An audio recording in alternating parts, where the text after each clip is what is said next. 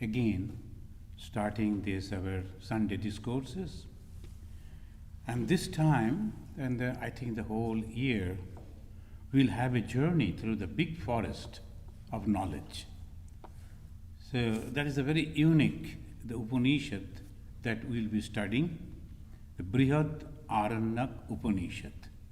Brihad means the big, Aranyak means the forest, and Upanishad means the knowledge.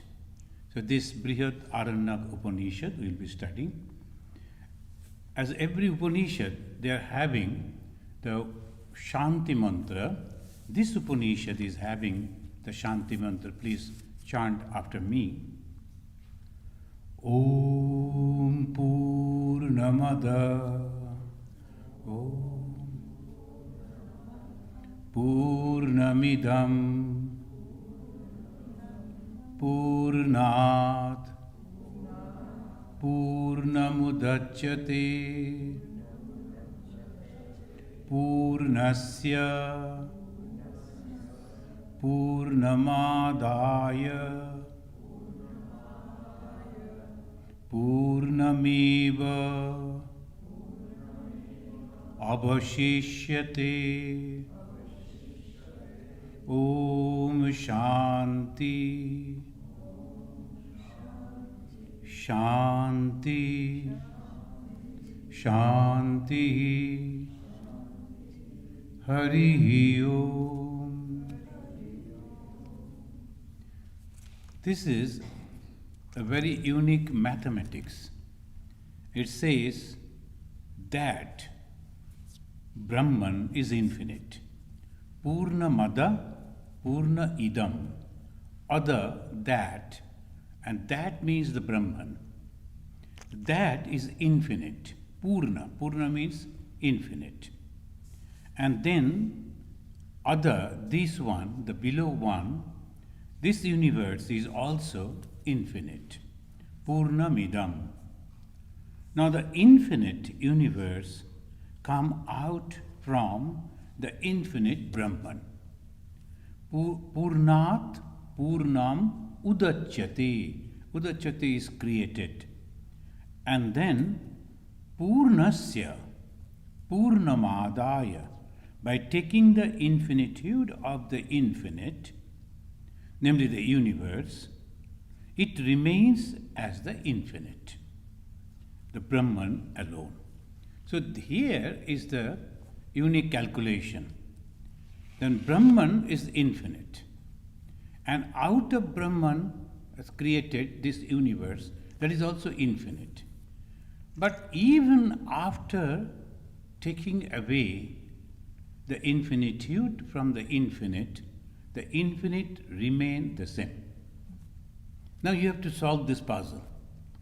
How, when we are taking out the whole infinite, still the infinite remain like that? How it is possible? So this is the knowledge that we have to understand. Shankaracharya will be giving the reasons how we can prove it. It is possible. It's not that you have to believe, we can prove it. How it is be, so slowly we will know. You know, in the story books, even in the children's book, there will be stories to teach these unique knowledge.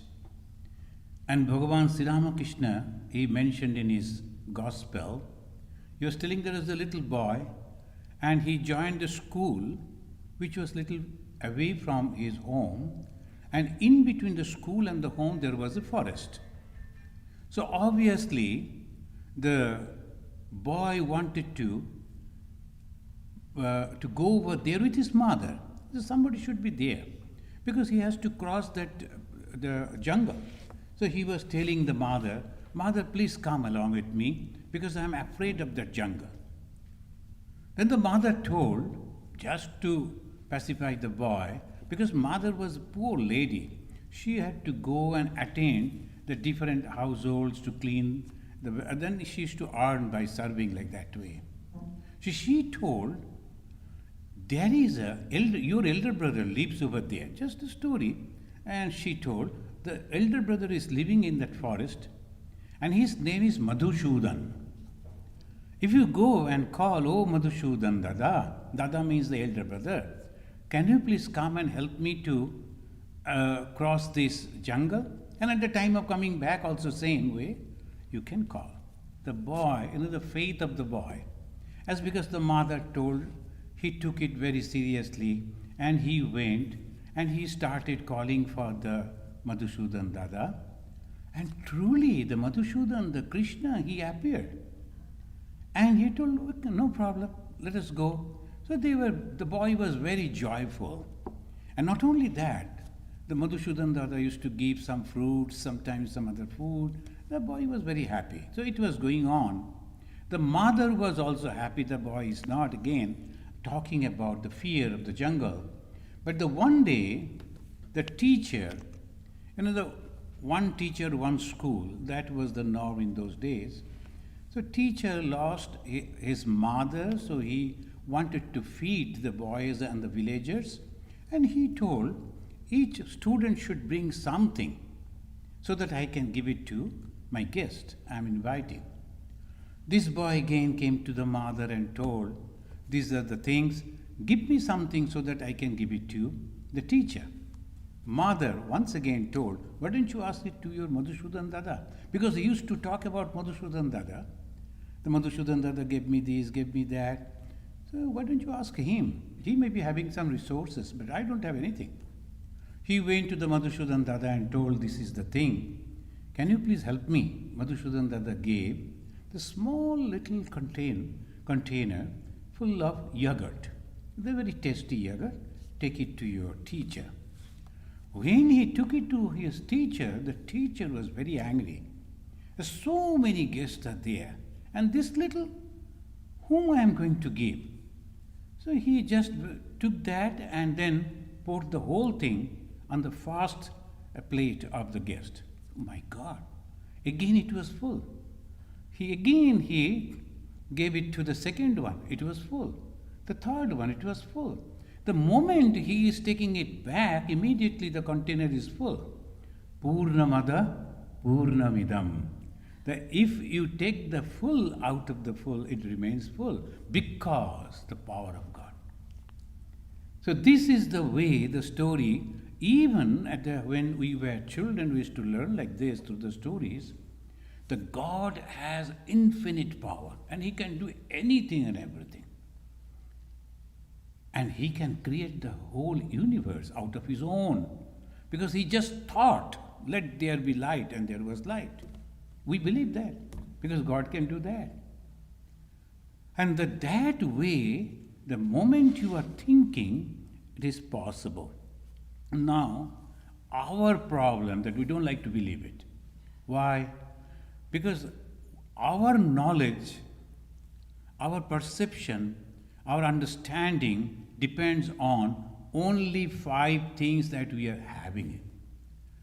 And we think that beyond these 5, nothing is there. What are the 5 things? Eye, then the ear, then the nose, and the tongue, and the skin. The chakshu, eye, karna, the ear, nashika, the nose, jiva, the tongue, and the skin, the taste, a touch. So this, only 5, whatever knowledge that you see, the great scientists, they have discovered, only within these 5. Above, or we can say beyond this, immediately we say it is miraculous, it is black magic, it is not possible, like this something, because we cannot understand it. So this is the way our knowledge goes. Upanishad teaches us how to go beyond these limitations and enter into the realm of infinite. There's an infinite, that is the thing. We go to that. The ultimate, the infinite. Upanishad teaches us. How it will teach? Through argument and through meditation. So we slowly, as we'll be proceeding, we will understand that. All Upanishad teaches only about the Brahman. There are plenty of Upanishad. They say the lot of things were burned at the time of the Muslim invasions, and it was very old. It was they used to write on the purchase of the tree and the skin of the tree, and that was, they burnt it, and all these are lost. But somehow or other, they got 108 Upanishads. But the Shankaracharya, he is giving the importance on only 11 Upanishads. And these 11 Upanishads we study because it is not necessary. The many others are there. Then afterwards, as always, some people, those who were very scholarly, the Sanskrit scholars, they also wrote different Upanishads. The Krishna Upanishad, Vishnu Upanishad, and they just added, but they are not actual original Upanishad. Upanishad only teaches about the Brahman and nothing else. Sri Ramakrishna Upanishad also, somebody wrote. Sri Ramakrishna Upanishad, he is just describing in that way. But actual Upanishad, 11, and because the Shankaracharya accepted that, we also believe in that, and there's explanations of those Upanishads. So what Upanishad teaches? Brahma-jnana. What is the Brahma-jnana? Oneness. The most important feature of this Brahman, it is abhyakta. Vyakta means expression. Abhyakta, you cannot express about it. Here is the main problem. No teacher, including all the great rishis of the old, couldn't say anything directly about the Upanishad, about the Brahman. So that is the problem. One young boy, he came to his father, who was a teacher. He told, when you point out to a horse, you say, this is a horse, this is a cow, this is a tree, this is a bird. Why cannot you say the same way, this is Brahman? Can't you say like that? Why you are constantly telling this Brahman, that Brahman, indirectly? Then the father told, you are Brahman. Go, think about it. So, because you have to understand it, realize it, feel it, no one can help you. That's what Bhagavan Sri Ramakrishna said. He had a wonderful conversation between a great scholar, Vidyasagar, in those days, and he told the Vidyasagar, no one could defile Brahman. And Vidyasagar, he told, oh, this is a new word I have learned, new thing that I have learned.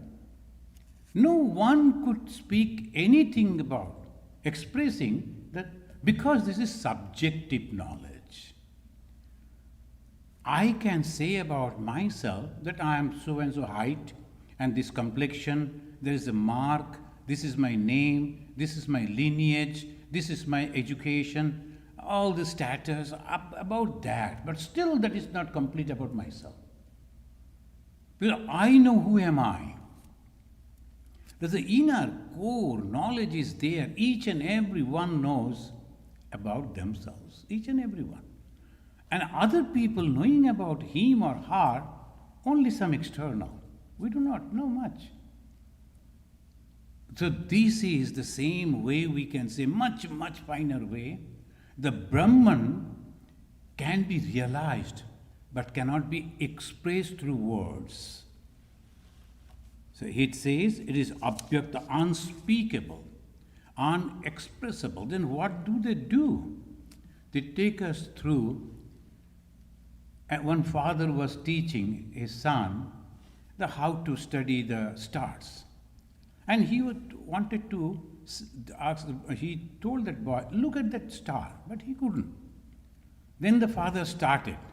Can you see that river over there? They were standing on the top. Yes, I can see the river. By the side of the river, on the bank of the river, there is a tree, palm tree. Yes, I can see that. Then go straight from the palm tree to the sky, and there is a star. Yes, I can see that. Then turn towards the right, and then another bright star. That is called the Shwati Nakshatra. I wanted to show it to you. So this is the way it goes, And you have to understand, they say, oh, it is all pervading. It is all powerful, all consciousness. But that is not the limit. It may be beyond that. But at least, oh, all powerful, some power, we have understand power, and then this is all power. Okay, he can do anything. He is all pervading, like the sky may be. Wherever you go, the sky is there. It may be like that. He is already there. When you go, we see the sky is already there. So we go to different parts of the world, same sky, same sun, same star, same thing already there. Everyone is looking from there and they say, oh, this is the sun, our bright sun, this is that. The same sun. So that is the way we try to understand the Brahman, but that is a very limited way we can understand. But friends, very interestingly, this ultimate knowledge, the knowledge of oneness, was realized in India almost, we can say, 10,000 years before. So I cannot say exactly 10,000, but because of the calculation, the different scholars they did, the 10,000 years. What is the reason? Nowhere in the world, but only in that particular the land which is known as India. Because I think it is geographical, political, social and economical condition helped to develop that idea. First is geographical. The India, of course, the name India came from the Greeks. So they used to say Indi to mention that. So from there, India, Indi to India it came. And Hindustan, another name, and that came from the Parsis, because the Parsis could not pronounce the Sindhu, sa, they pronounced it ha, Hindu. The Sindhu river, they used to say Hindu river. The other side, other bank of the land, they give the name Hindustan, like Tajikistan, Pakistan. Stan means the area. So that way, it is Hindustan. So name Hindu came from the Parsis because they could not pronounce that properly. But what is the original name? The original name is the Bharatvarsha, and the religion is Vedika Dharma. Why Bharatvarsha? There is other stories are there, because of the Bharata and all that. But whatever it may be, his name was Bharatvarsha. In the Mahabharata we find he is giving the description. And the north there is the Himalaya, and the south it is the ocean. And in between the land is known as Bharata, and the people are known as Bharatiya. So this is in Mahabharata. It's so long. So this is the India. And in this religion, what is that knowledge? Knowledge of the oneness. It's called Vedika Dharma. Vedika means based on the Veda. There is no founder. The Hinduism, we say, or the Vedika Dharma, the Sanatana Dharma, it has no founder. We cannot say Sri Ramachandra is the founder, because Ramchandra was born in a Hindu family. He himself was a Hindu. Krishna, he was again, same way. He was born in a Hindu family. And why this Hindu, where from it came? They say it was a research actually. And the research, slowly they discovered the truth. And that is the uniqueness. They started knowing about the external world. And the explanations are there in the oldest, the Vedantic scripture, the Pariksha Lokan, Karmachitan, Brahmana. So they wanted to achieve something, karma. Karma means the work. And we are doing this, doing that to achieve something. They tried that. They achieved also, but they are not satisfied. What can give me final satisfaction, ultimate satisfaction? Santosha, as they call it. Santosha means containment. I am fully contented. When I am going to get that? Unless and until you are contented, you cannot be happy. And happiness is our ultimate goal. Each and every human being is running after happiness only. In different way. We think, oh, that is, I am going to achieve this. I am going to be a scientist. I am going to be an officer. I am going to this. So they all run for that. But after reaching to the goal, they understand, no, this is not the thing that I wanted. So what actually I wanted? So it says, Shantosha, the containment. And how can I get the Shantosha? So the research went on to find out the ultimate containment, and they reached to that. They found out that, they realized that, and they gave the name Brahman. As because it is the knowledge. So the name of the religion is based on knowledge, Vaidika Dharma. And the Bharat is naturally protected. On the northern side, Himalaya, and the three oceans we can say, one is Arab Sagar in the west, Bangabsagar in the east, and Bharat Mahasagar in the south. Look at, if you know that nowadays it is so easy, you know the map, and all three sides are protected by the huge water body. If someone is trying to come to reach to that, have to come through that ocean. And then Himalaya, the huge high mountain, whole north, up to the northeast, it is going on. So it is very difficult to cross that Himalaya. So by that way, India is naturally protected. So geographically, it was a protected land. And economically also very rich. As because it was the 7 rivers that they are constantly raining, the naturally rivers, and that is fertilizing the whole land. It was so easy to get the food. So even today, the people are very happy. The India can produce lot of food. Maybe for the political things that is different, but still it is a wonderful land. It can produce lot of food. And obviously, when the food is there, protection is there, and you have the clothing and your own homes, what else you want? Then what they will do? Usually people, when they get a lot of money, they go for enjoyment, physical enjoyment. Mostly. Fortunately, the founders of this nation, they were very intelligent, and they made the whole society and the individual life in such a way that they could not go anywhere. They gave the option for enjoyment, but that was limited. And so they made the 4 goals of life: dharma, artha, kama, moksha.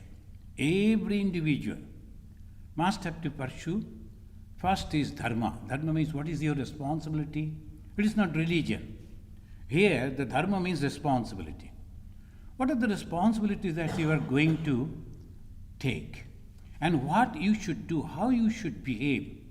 These all things were the dharma. And when you learn that, you go to the society, you earn some money, and you enjoy artha. And kama, whatever the desires you are having, fulfill. So they are giving the openness. You can enjoy it, no problem. But still, as because when they are young, the students from 6 to 16, that was the age limit. Within the 10 years, they learned all this. And then they will be utilizing, but at the back of their mind, they knew, I should not transgress all those things. So that limitations was there. So beautiful society because of the system they developed. Dharma, artha. Then enjoy, kama. Ultimately, when you are retired, when you are old, when you are free from your responsibilities, what you are going to do? Liberation. They never talk about the swarga. They never talk about heaven. They talk about the mukti, the very highest form. Why? Because we know, and by this time, through our experiences, we know that nothing can give us satisfaction. And when we were very young, the children, we used to look at the candies and we used to ask the parents and the guardians, the seniors, give us candy. They won't. We'll give one for the whole day like that. We were not satisfied. We used to think that when we grow up, earn money, we will go and purchase the whole candy lot, so the whole bag, and we'll keep it with us. No. Afterwards, through our experience, we understand, no, that is not the thing. So same way, as we grow, we older, gather experience with the knowledge, we understand this life cannot give us full satisfaction. It is not possible. Then what? Moksha. And how the moksha is possible? Withdraw the mind within yourself. That's all. Now you gave the mind to the world and tried to find out the satisfaction. You didn't get. So what next step? Withdraw it. And when you are withdrawing the mind inside, you get the satisfaction. You get the complete satisfaction. That's called knowledge. And that is called meditation. And by that way, it goes to moksha. What is that moksha? Free from desire. That is moksha. That is liberation. As the Buddhists, they say nirvana. What is the nirvana? Free from desire. Bondage, desire. No desire, completely free. So I was looking today, one gentleman, I saw that it is giving, I think in the CNN or maybe BBC. So he was giving an interview as an Indian gentleman. He is running for the post, the office of the president. He is trying to. Now he's so excited. He wants to say everything within the 1 or 2 minutes. So going on speaking. So much excitement in him. But we are just looking and drinking the coffee. Morning, it's okay. Morning cup of coffee, and who is doing what? All over the world, we just check that everything is all right. Nobody is going to attack anyone. Only Russia and they are okay. So that's all. We are fine. Why? We don't have any desire. If I was having the desire to become the president of America, then I will be, why this man? Why not me? And so much of excitement. Desire puts you in all that. Then whatever the money you are having, and then you are also taking the loan from your friends and relatives, and ultimately if you do not succeed, then what will happen? All the money has gone. Again you have to start from the beginning. So like that life goes. Why? Desire. So this desire, when it is not, moksha means free from desire. Liberation, free from desire. And what we desire? Not God, but the objects of this world. And these objects of the world are constantly changing, constantly changing. Next they gave another 4. So only 4, 4, 4. What is the 4? First 4, the goal. What is the goal? In the beginning of your life, dharma. Middle of your life, artha and kama. End of your life, moksha. These are the 4. But before that, you have to understand, you have to learn. So they say 4 stages: brahmacharya, garhastha, vanaprastha, then sannyas. So brahmacharya, student's life.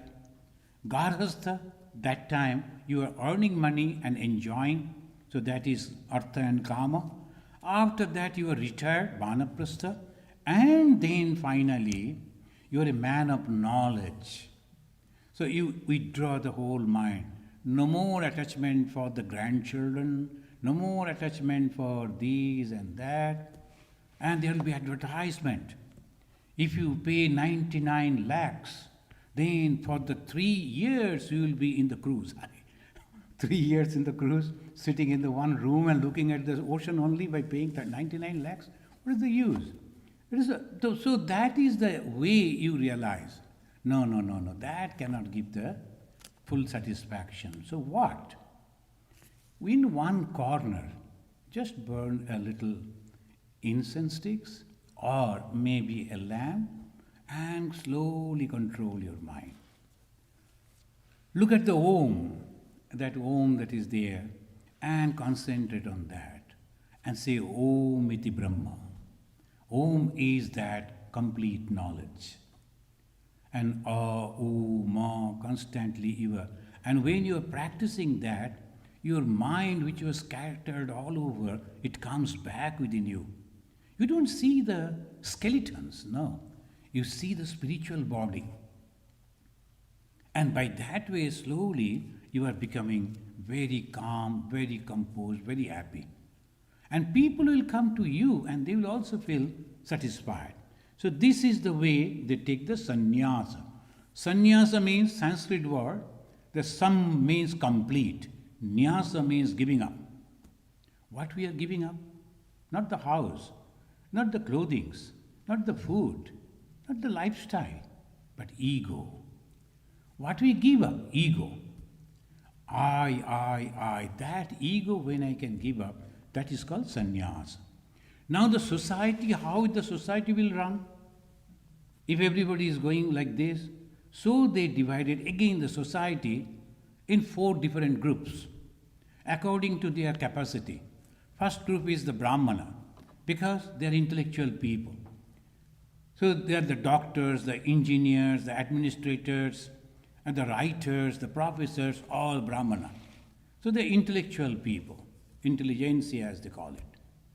And they are giving us the idea what to do and what not to do. Then the Kshatriyas. Now the Kshatriyas, they are going and protecting physically. But you know who is researching in the laboratory and giving the arms to them? The Brahmana. He is an engineer. He is a scientist. He is developing that and giving it to the Kshatriya. Kshatriya is only using over there and getting all the badges. The old soldiers, if you see the whole coat, big coat, full of badges. But the man who has supplied all those, no one knows him. He is in the laboratory finding out something and giving it to him to fight. The Kshatriyas, they are courageous people, they go and then fight. So these are different type of characteristics. Temperament, the Kshatriyas. Vaishyas look after all the maintenance, business, because that is the main thing in the society.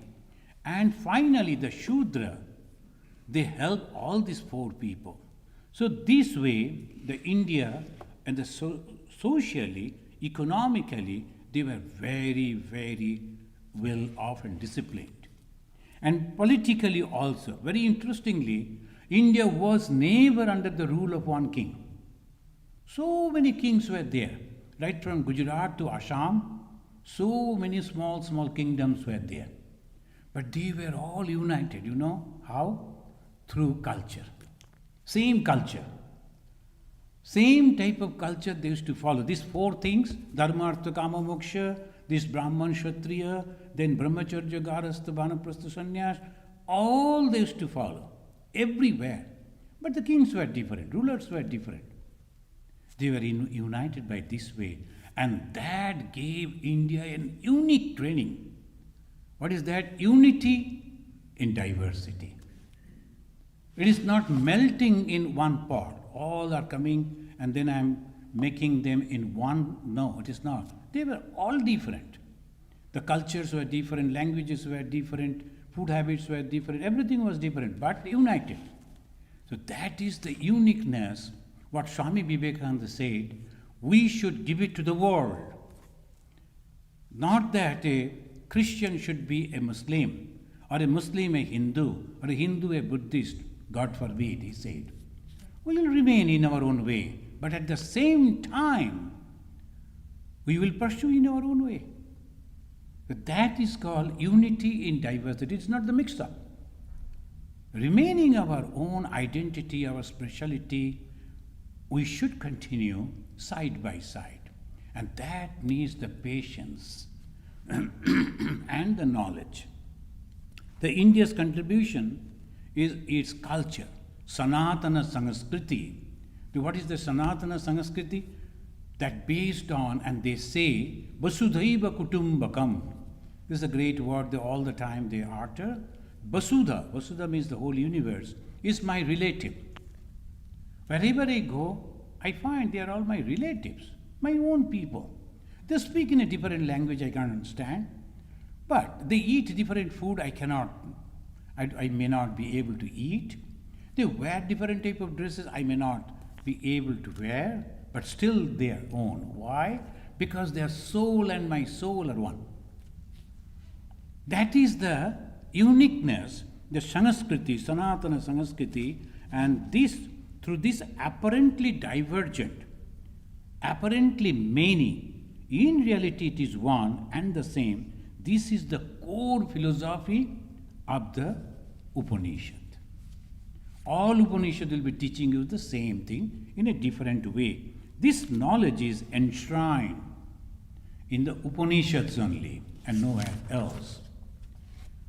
Now there are many Upanishads, but the traditionally importance are given to the 11, and Brhadaranyaka is literally a huge one. Brihat means the huge. And this Aranyaka, why the Aranyaka? Like a forest.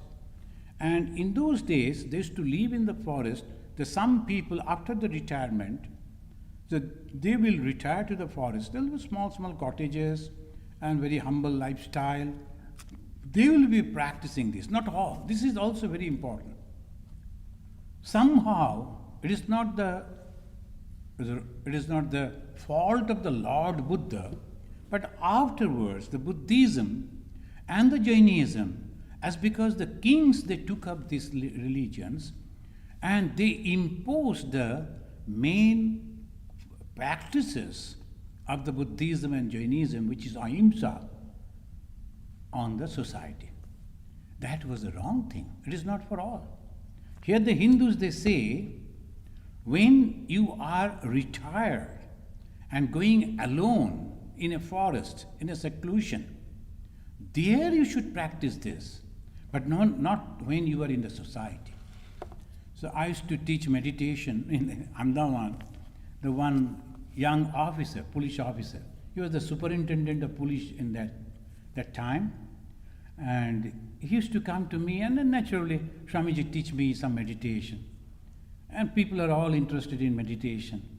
You cannot meditate suddenly. You have to practice for a long period of time, because meditation means controlling your mind. I cannot control your mind. You have to control yourself. But anyway, I taught him some of the practices. Then afterwards, as because he was the superintendent, he was the top boss of that office, the officers started coming to me, police officers, and Swamiji, please do something, help us. And why? Because your disciple is meditating inside the office. I don't know, how come? So I never told him to meditate in the office. And because he is the supreme boss of that, so they couldn't approach him. He will come to the office, enter into his office, then he's sitting on his own table, he'll meditate, and putting the red lamp outside, so no one is supposed to come and disturb him. Then I rang him, he told, and he said, Swamiji, I am making the progress on that. That is okay. But you are not supposed to meditate inside your office. You are supposed to meditate when you are off duty, because you are the Kshatriya. And if you are not practicing your Kshatriya, that power, then how we will live? It is good that the thieves and the other bad people didn't get that information you are meditating. If they get this information, the boss is meditating and the whole department cannot work, then what will happen to us? So you are a Kshatriya, you are supposed to protect us, and that is your Swadharma, that is your religion. Don't practice like that. When you are free, with no duty, then you should do. So that is the way we should know. Sannyasis are supposed to practice meditation all the time. They are supposed to practice ahimsa. They are supposed to love each and everyone.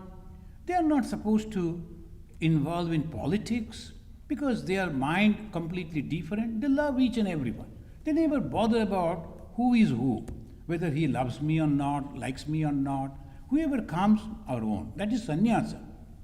But if all they wanted to do like that, then it will be terrible. No, that should not be. One should be capable, understand this. This is the way the Upanishad, very critically they teach this knowledge, and they say, no, you are not supposed to behave like this. So they say it is, you have to go to forest And then you should understand the Upanishadic religion. Now, friends, we will be reading today only. I am just reading from here. We'll be reading the Upanishads from the next Sunday onwards. And maybe that we won't be able to read each and every slokas and the verses, because that will take a long time.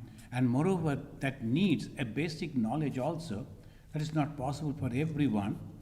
We will keep some ideas and choosing the best the sections we will discuss. Now this Upanishad, particularly the Upanishad, the Brhadaranyaka, there are two Brhadaranyaka Upanishads are there. And one is Madhyandin, another Kanya. The teachers. One is Madhyandin. He also composed this one. He also propagated this one, Madhyandin. Another is Kanya. Shankaracharya preferred Kanya. We will also follow Shankaracharya and we will also follow the Kanya.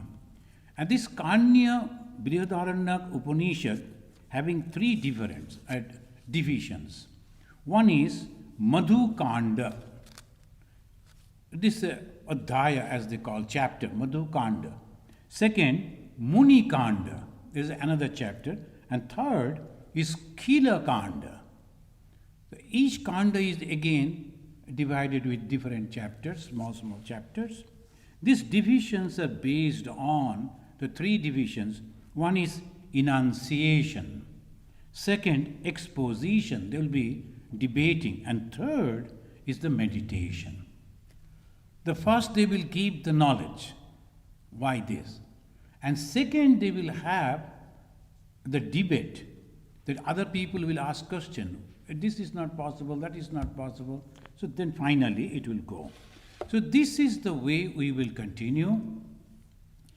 And very peculiarly, the beginning itself, it starts with Ashwa. Ashwa means a horse. And they are giving the description of the horse, because horse was the people were very fond of the horses. Why? They could take them the fastest moving thing. So they used to have the particularly rich people, kings, and they used to have the horses. So as if a horse is being sacrificed, giving to the god, and then they are giving the description. The horse face is this, eyes are this, ears are this, legs are this, body are this. By that way, he will give an idea of Hiranyagarbha. That means the one from where everything comes. Hiranya means the golden. Garbha means the womb. That is the God's womb. They say that is the name only. And by that way, they are having this. So we will be studying this afterwards. Now, if you have any question, we will try to answer, or otherwise we will conclude over here.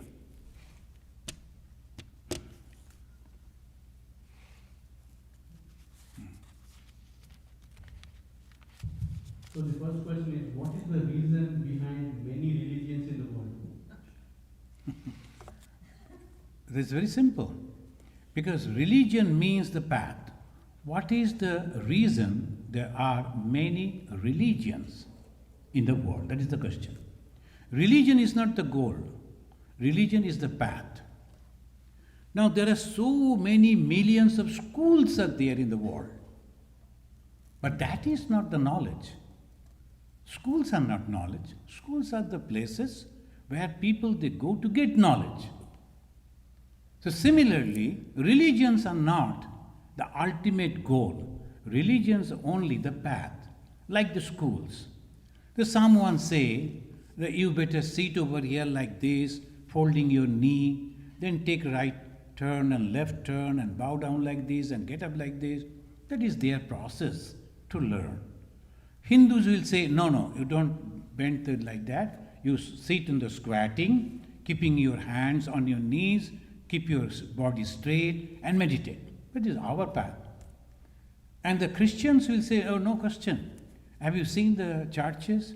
They will be the kneeling down, and because of that there is a pad. The people can comfortably kneel down and they will be reading the gospel, they will recite from there and pray that much. And if you go to different other places of the Hindus, they're praying and showing the light and chanting, offering food, all different way.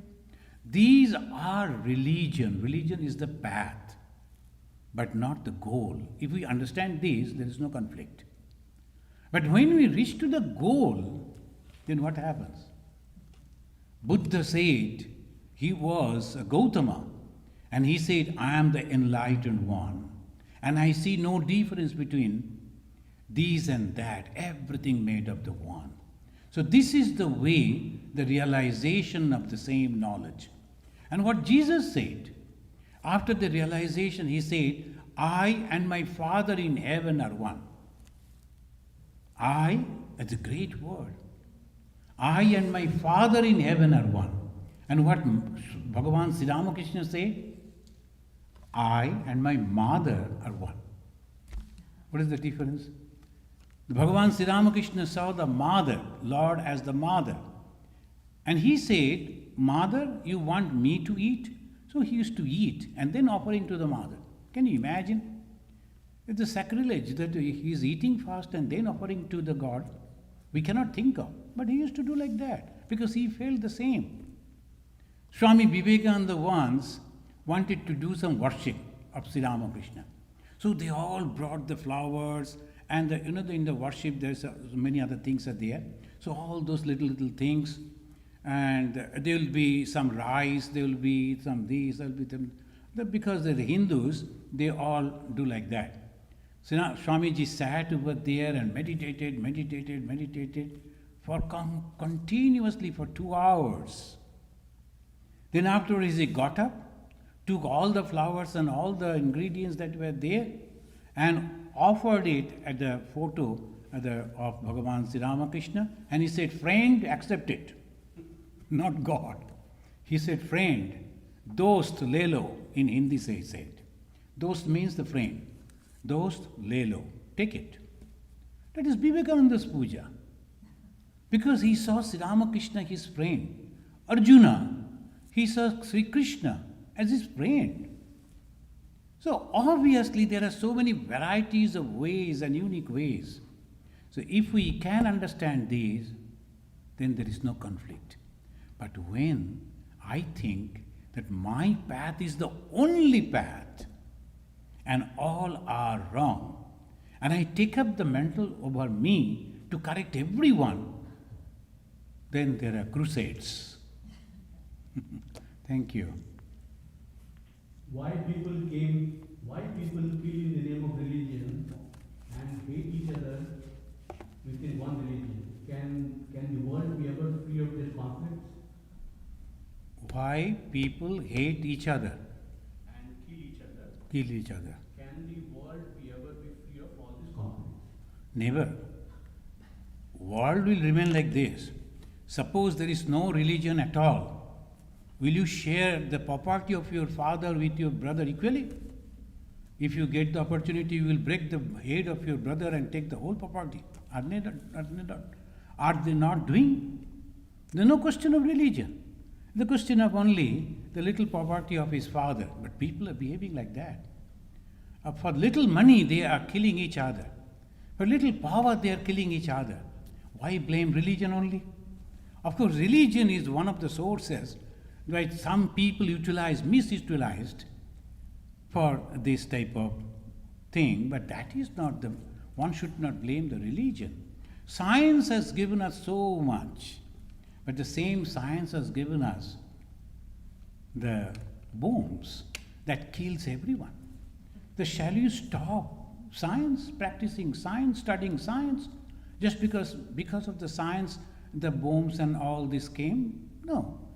Application. So same is the religion. Religion is very powerful. But when the Lord said, love thy neighbor as thyself, and we apply that, think of the wonderful society. Each and every one helping each other, and wonderful. And we need not to think about going to the heaven. The heaven will be here itself. I gave a call When we started our new center in the Chicago, the home of harmony, and in the beginning, that the inauguration day, in the procession, there was a banner, it was written, "Come, let us make this world a heaven." How? By understanding only. If we know each other and if we cooperate each other, this place becomes so place of joy. And when you misunderstand, it becomes hell. What is the heaven and hell? Only this difference. So killing each other, I don't think it will be stopped. But I will request, don't torture people in the name of religion. Try to understand religion. Religion is nothing but love, L-O-V-E. Whatever the path may be. And you know what Swami Vivekananda said? He said, religion is a process that makes a brute unto man, man unto God. I wonder, how could he give the wonderful definition of religion? It's a process that makes a brute, brute means a very selfish person, a man, a considerate person, and that considerate person becomes God. God means who loves each and everyone without any boundary, without any reservation. That is the God. The God is nothing but love. All religions talks about his God is full of love. That means the God is love. Only we don't believe each other, that is because of different things, because of ignorance. And that is the reason we started that movement over there in the Chicago. Every Saturday, every month, we are inviting different religious people to come and give their own opinion. And I want that all other religions also should start that. Inviting other people to utilize their own pulpit to give the other religions also. Religion is a process that makes a brute unto man, man unto God. And if we follow that, there will be only peace, the joy and happiness. Friends, we are going to organize a talk, a speech by a Russian lady, and she is a researcher of religious food of different practices. I told that will be very interesting. And if you can show it practically, that will be more interesting. The cooking different dishes. But anyway, if you can't, at least give us a talk with some of the pictures. We'll be satisfied with that. So different religions, they are cooking and offering to God, you know. If you go to the one central temple is there in India, and that is called Jagannath Temple. And they won't allow you to see. But nowadays, I think, if you take the permission from distance, you can see how they are cooking. One after another vessels, and the top vessel actually is cooking. All others are boiling water, and different type of systems. And beautiful food they will cook, and so many varieties. And that will be offered to God. That is their system. They do like that. Muslims will be also offering, Christians are also offering. So many ways they do. All are offering food to God. What food? What they know and like. So that much. Now say our God eats only this much. That is wrong. You do not know, God may go somewhere else and eat something else. You may like that taste. You are offering this food and you are satisfied, that is okay. But you cannot say this is the only thing. So friends, my appeal to all the religious leaders and religious houses, don't say only, that's all. They say ours is like this. And you don't like, you have a different path, go ahead, no problem. Don't say only. If you just stop saying only, my path is the best, then there is a conflict. Otherwise, it is all nicely, happily. At least in religion, we can become friends. Thank you. Any other? Does the theory of yagna, as propagated in Upanishad, still hold any meaning in modern era? Yagya. Does the theory of yagna, as propagated in Upanishad, still hold any meaning in modern era? Oh, yes. Yajna, you know that as the sciences, you will find only a metal, a round metal, but that catching all the wavelengths and sending it to you. Sometimes you go and there is no what's called the website, or you cannot, what's called the Wi-Fi. Wi-Fi connection is not there. And we are, oh my God, Wi-Fi connection is not there. So what will happen? So what is this Wi-Fi connection? And some people will come, okay, I am fine, fixing it. Then a little metal, they are doing this, that, and then started coming. How it is possible? You are harnessing the power of the nature. And you know how to do it. You're catching that and then sending it to the regular machine. Same way, the yajnas. Yajnas also in a subtle way, when they are pronouncing, vibration comes. A problem is, we are not properly trained. So all people won't be able to do that. When the vibration, that creates. And with that vibration, environment changes. And that gives the result. And that is possible. Just simply don't brush aside, oh, it is all, somebody is sitting like that. Suppose that rishi, without beard and without the long hair, if he is, and very, the white complex with the tie and shoot, and if he gives that, you will understand.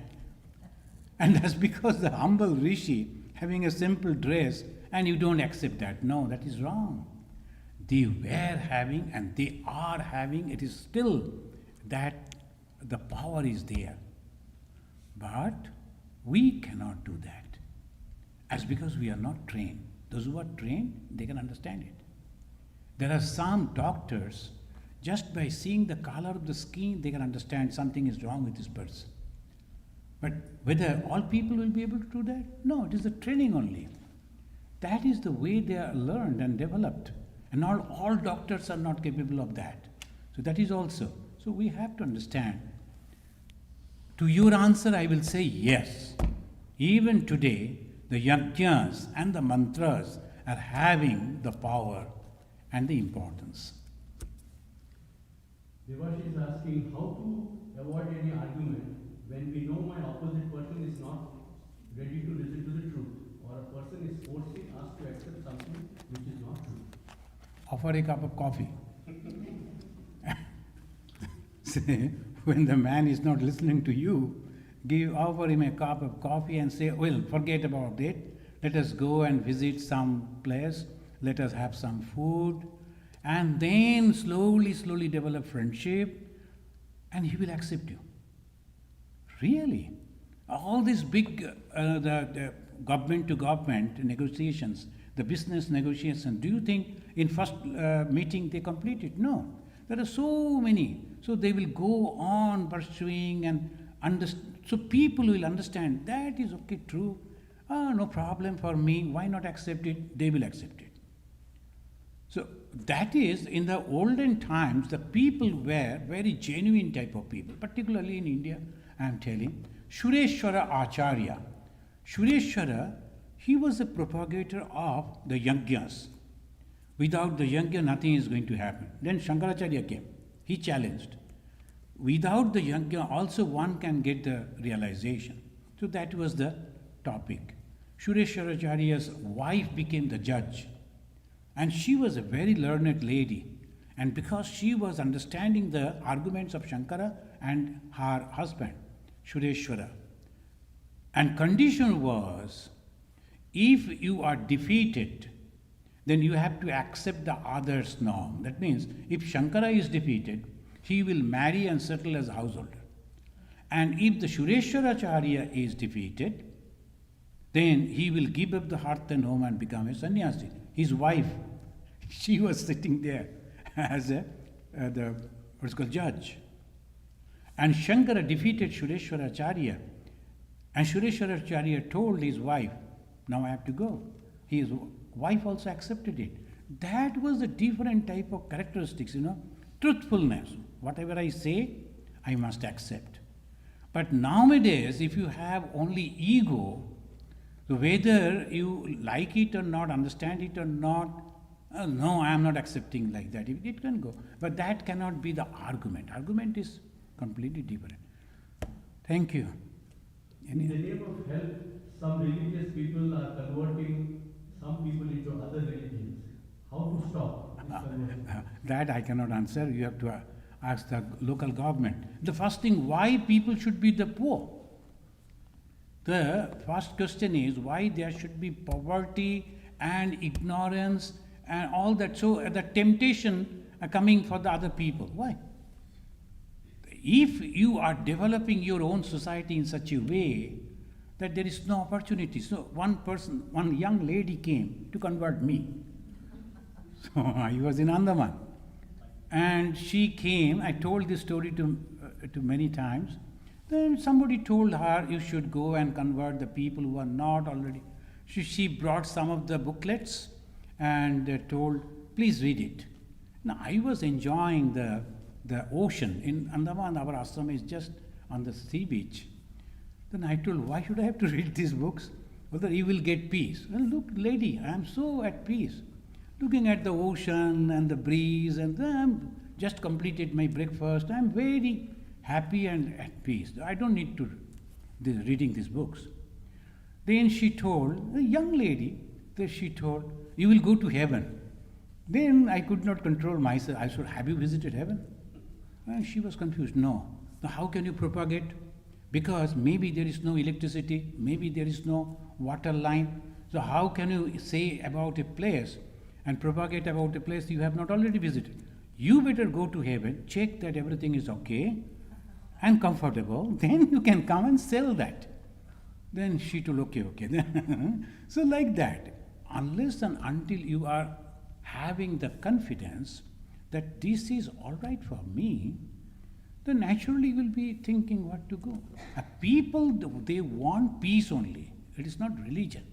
It is not the practice. They want peace, the happiness, the joy. Wherever they will get it, they will go. And your question, of course, is social and particularly economical problem. So you have to deal it in the locally. I cannot answer that. Thank you. Hey, so many. Yes, there are three more. Paul is asking to get what we do or give. So it is best to practice yourself, Atmagyan. Can you please explain or elaborate this phrase?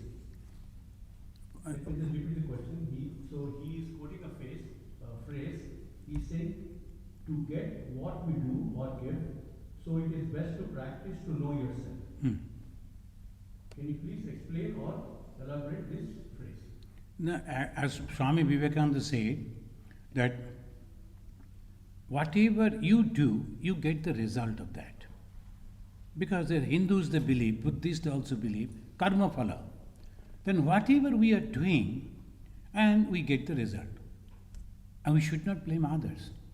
And how we are doing, that is also, we have to understand, it is not only physically.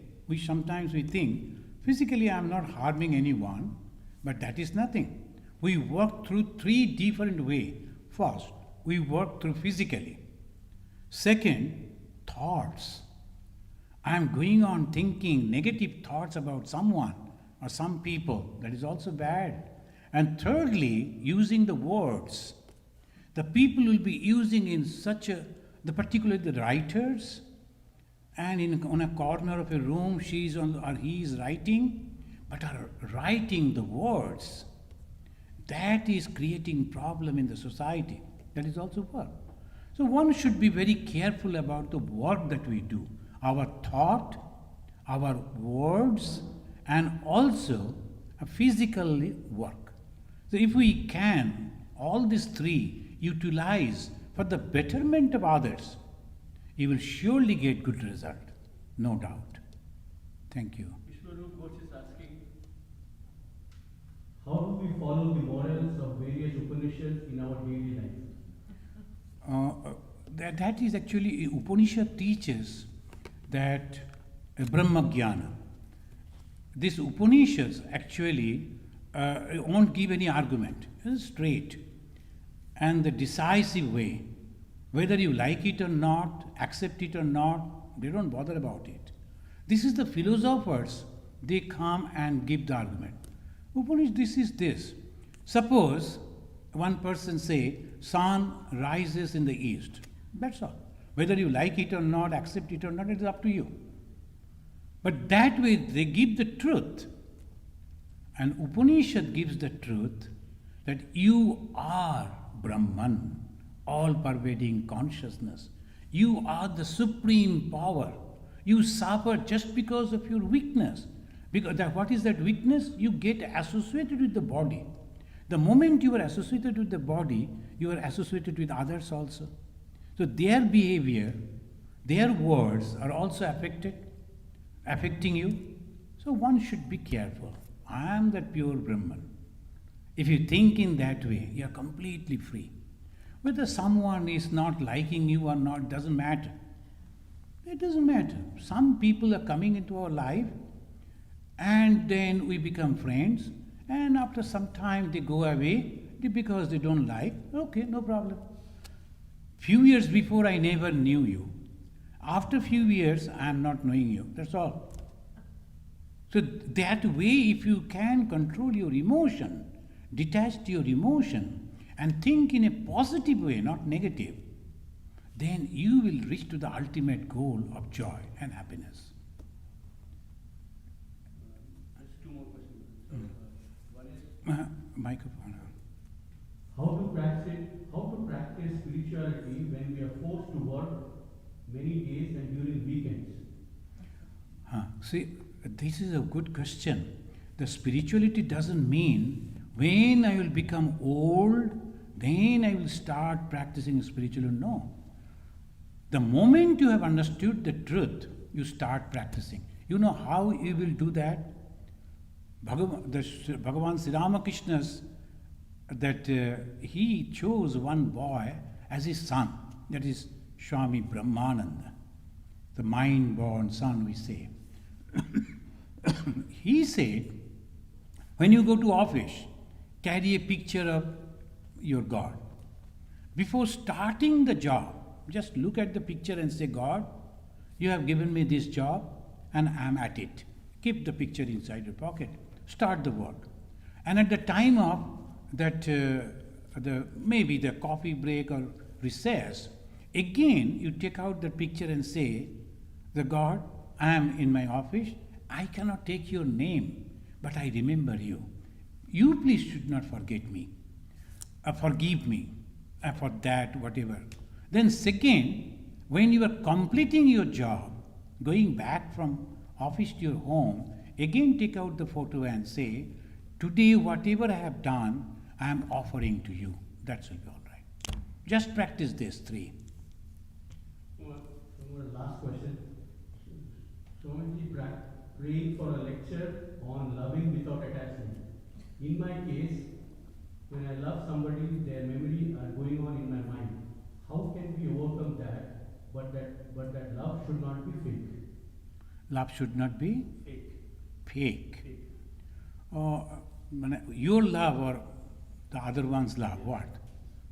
So Maharaj, he's saying, in my case, when I love somebody, their memory is going on in my mind.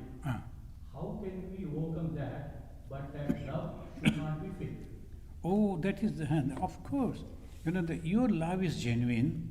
So obviously, you are remembering them. And you know how it is possible? We, the sannyasis, also like and love people. But we pray for them. And we never expect anything, any return from them.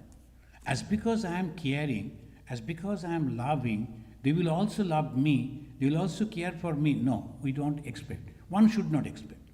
And if you expect, you will suffer. It is one way love, that is called prema. When you are loving in a one way, I love, so no problem.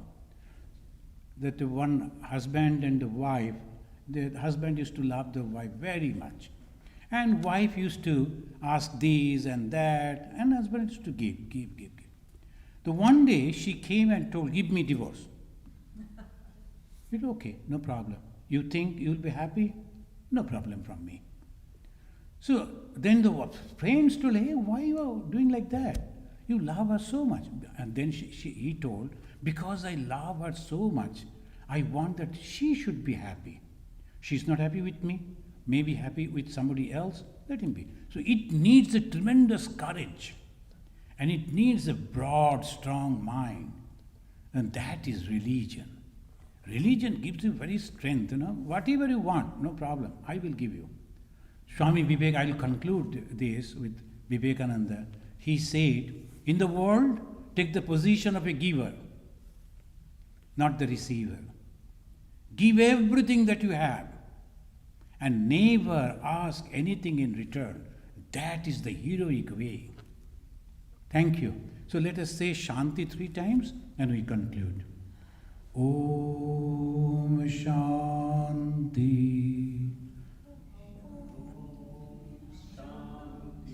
Shanti. Shanti.